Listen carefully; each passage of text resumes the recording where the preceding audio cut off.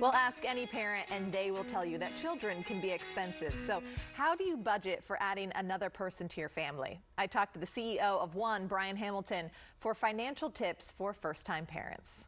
Brian, there are so many things to think about when you're becoming a new parent. Finances is a big part of them. How has COVID changed that conversation, though? Well, I mean, COVID has created uncertainty in all walks of life, and obviously, when you're having, a child or any other major life event, now you've got the additional overlay of the uncertainty caused by the pandemic, which creates a lot of financial uncertainty, job security. How much have you saved? Is it there? Have you spent some of that during COVID for other reasons? It really has created a more complicated situation for a lot of families around finances as they plan for big life events. Okay, adding to my anxiety now. I'm just kidding. I know you have some good tips for us today on how we can be financially prepared, though, before that baby comes. Yeah, some of them are certainly obvious. I think people have always heard, save something, but more importantly, automate that savings.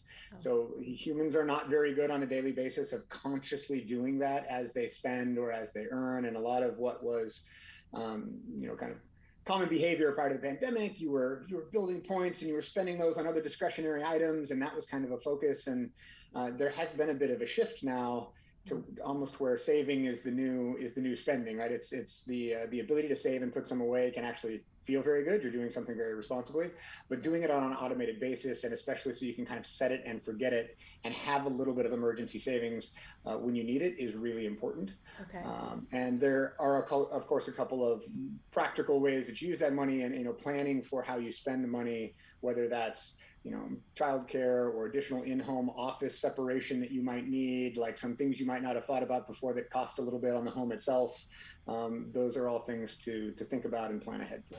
Okay, so I've got to be having some discussions with my husband about this one. Are there some new ways that parents are going about that budgeting process? Yeah, I mean, there's a number of apps in the market. There are a number of tools out there that weren't there even a few years ago that make that a lot easier to put away a small piece of, your paycheck, or to round up your card transactions as you spend, which is also another popular way to put money into a pocket kind of without thinking about it as you spend. Setting those budgets, bucketing money. So, having a pocket of money that is for a specific thing and putting that away in a place where it's not in the same account where all of your daily spend comes from is very important.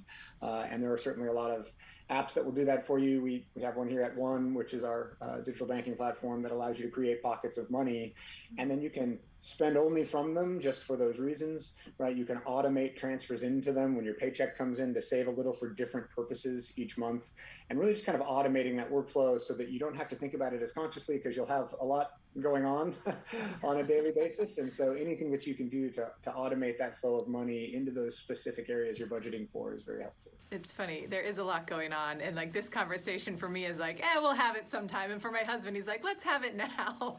Do you think it's getting easier or harder to budget for a child?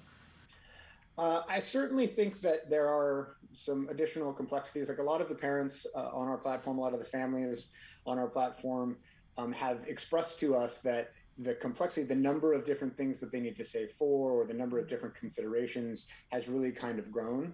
A lot of that just comes out of not being as certain, right? Because there's so much other uncertainty in the world, whether or not restaurants will be open. Do I need that money for restaurant spend or not? Right? They seem like small things, but the amount of discretionary spend that goes to places like shopping and restaurants matters a lot as to whether or not those things are open or not. Right. And so a lot of it really comes back to uncertainty, which I think it adds a little bit of financial anxiety there, right? And the best ways to get around that, the best ways to have some comfort and security are to focus on automating emergency savings and building something there for unexpected events. And obviously children come with lots of unexpected events. And so having that there, and then also having availability of emergency credit when you need it, right? And whether that is a credit card, which is often not the best place to borrow money if you really need to, right? Because they normally come with high interest rates. Right. So perhaps having something of emergency available credit that's at a little bit of a better price than just the oops, I carried a balance on my credit card at 24% APR this month. Right. And so the combination of those two things are good financial shock absorbers for when, the unexpected happens. And there's lots of unexpected that comes with it. So. bracing myself for that. Brian also recommends that parents take advantage of the enhanced child tax credit that was signed by President Biden as part of the American Rescue Plan.